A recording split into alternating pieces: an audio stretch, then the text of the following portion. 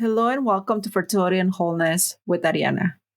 I'm your host, Ariana, a fertility care practitioner and a wholeness coach. Today's episode is about a topic that might just answer a question you've been silently asking yourself. Why does it feel like getting pregnant is so easy for others, but so difficult for me? Could the fallopian tubes be the reason? And if so, what can you do about it? We'll explore the symptoms, causes, and treatments for blocked fallopian tubes, including how conditions like endometriosis contribute to this issue. I'll also share my personal journey with an ectopic pregnancy and how I overcame it naturally in my early 40s. Whether you're Elizabeth, Esther, or Liliana, women who feel isolated in their fertility journey, this episode is for you. Welcome to Fertility and Wholeness Podcast. Are you tired of seeing that test be negative month after month? Will you ever stop having to take test after test? Are you scared of all the medical terminology, office visits, and misinformation you see at every turn on your infertility journey? If you answer yes to any of those, you're not alone. You are at the right place.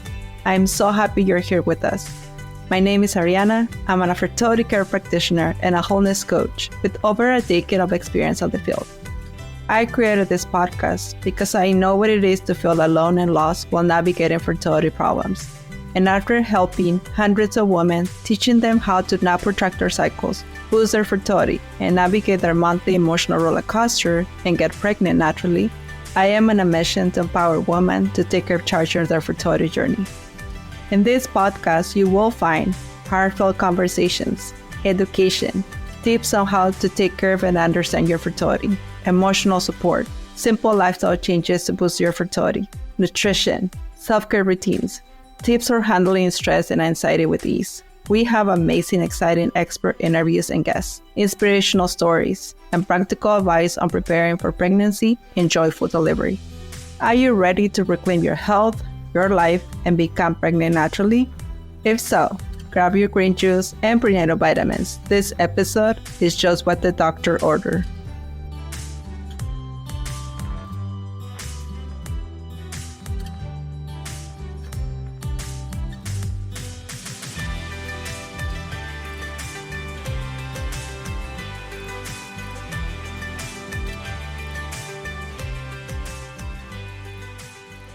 So, what are fallopian tubes?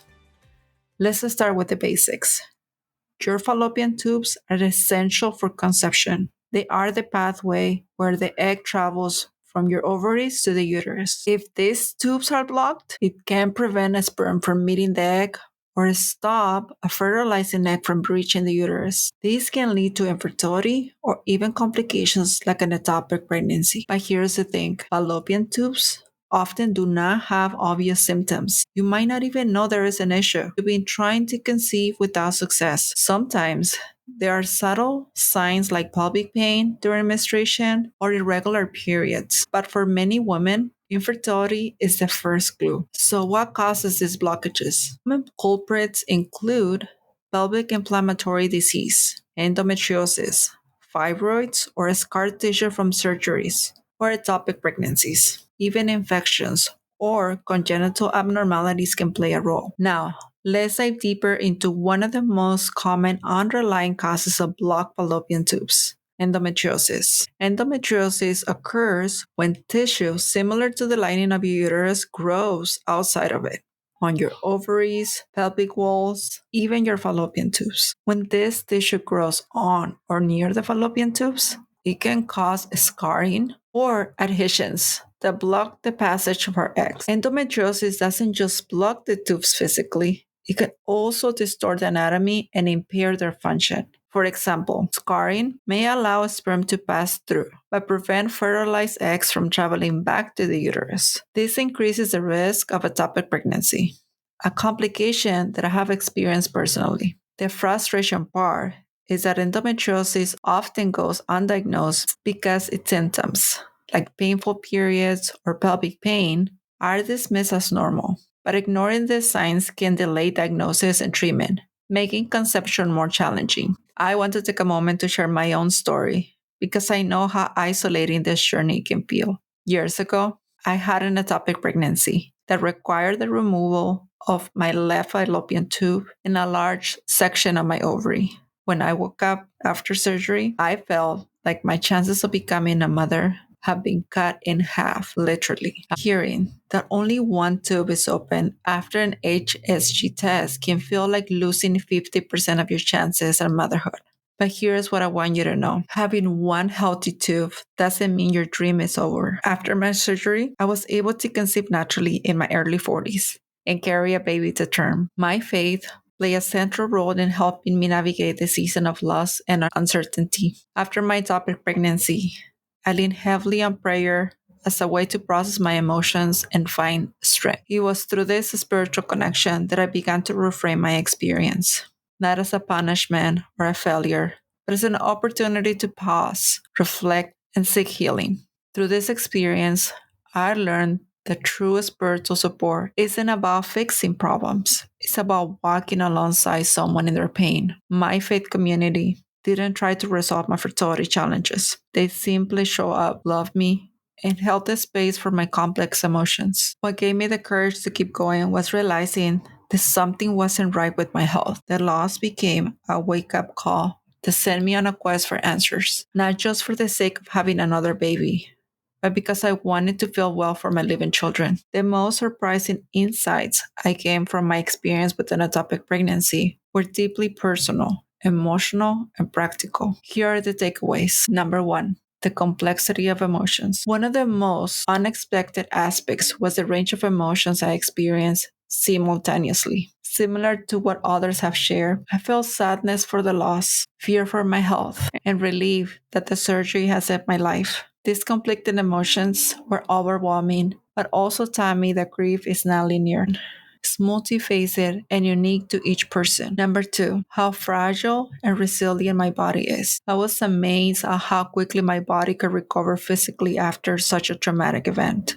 However, I realized how fragile the reproductive system can be, as a single blockage or a rupture can have life-threatening consequences. This gave me a newfound respect for the importance of timely medical intervention and monitoring during pregnancy. Number three, the importance of listening to my body. Before my ectopic pregnancy was diagnosed, I had symptoms that I initially dismissed as minor discomfort. This experience taught me to trust my instincts and seek medical attention when something feels off. I now encourage others to advocate for themselves in similar situations. Number four, the role of knowledge in empowerment. I was struck by how little I knew about ectopic pregnancies before experiencing one. Like others, I realized how important it is to raise awareness about this condition so women can recognize warning symptoms earlier and potentially avoid emergency situations like me. Number five, faith and community support can be transformative. My faith and faith community played a vital role in helping me cope emotionally and spiritually. Their prayers, practical support, and presence remind me that I wasn't alone on this journey. This reinforced the idea that healing is not just physical, it's also spiritual and emotional. Number six, hope after loss is possible. Perhaps the most surprising insight was realizing that losing a fallopian tube didn't mean losing all hope for future pregnancies. Despite my fears, I was able to conceive naturally again, which gave me a renewed sense of gratitude for what is still possible even after significant challenges. Interestingly, the experience also shifted my perspective on what matters the most. While I still hope for another child, my primary goal became feeling well for myself and being present for my living children. This shift helped me approach future pregnancies with less pressure and more gratitude. These insights shaped not only how I navigated my own healing, but also how I support others through similar experiences in my practice. When I finally conceived naturally after all those challenges, it was a mix of emotions, joy, fear, hope, uncertainty, all rolled into one. I remember holding my breath until I got the confirmation that the pregnancy was implanted, but it could survive. That period felt like walking on a tightrope, balancing between hope and caution. But faith reminded me to trust the process and hold into hope even in moments of doubt. Coming back to diagnosing and treating blocked fallopian tubes. If you suspect a blocked fallopian tube, the next step is diagnosis. Tests like HSG or laparoscopy can confirm whether there is a blockage and its location. Treatment depends on the cause of the blockage. Surgery may be an option to remove scar tissue or repair damaged tubes. For women with endometriosis-related blockages, addressing both adhesions and underlying inflammation is key. NAPRO technology offers a surgical approach that aligns with natural fertility care principles by restoring your body's functions rather than bypassing it entirely with IVF. And while IVF is an option for some women, it isn't always necessary or desirable for everyone. Now let's shift gears to talk about wholeness. As a wholeness coach, I believe fertility is more than just a medical condition. It is a sign of overall health and well-being. Addressing blocked fallopian tubes isn't just about fixing one part of your body. It's about nurturing your entire self. This means looking at lifestyle factors. Are you managing your stress? Are you eating nutritious foods? Avoiding environmental toxins? These small but significant changes can support your fertility journey while improving your overall health. For example, Elizabeth might benefit from learning how to track her natural fertility signs more effectively using methods beyond ovulation 6. Esther could explore target vitamins that actually support reproductive health instead of wasting time on ineffective supplements. And Liliana might find peace and understanding that taking proactive steps doesn't mean doubting her faith. It means honoring her body as God designed it. So, what's one simple solution you can start today? Education. Understanding your body is empowering. Learn how to identify signs of ovulation beyond just counting days on the calendar. Seek out professionals who will take the time to evaluate your cycle thoroughly, not just dismiss irregularities as normal. And if blocked fallopian tubes are part of your story, know that there are options beyond IVF, options that align with your values and goals. Before we wrap up, I want to leave you with this thought. Every woman deserves to know her body deeply and live a fruitful life, not just in terms of starting a family, but in every aspect of health and wholeness. Thank you for joining me today on Fertility and Wholeness with Ariana. If this episode resonated with you or someone you know, please share it. And don't forget to follow me on social media for more tips and inspiration on living a wholesome life while navigating fertility challenges.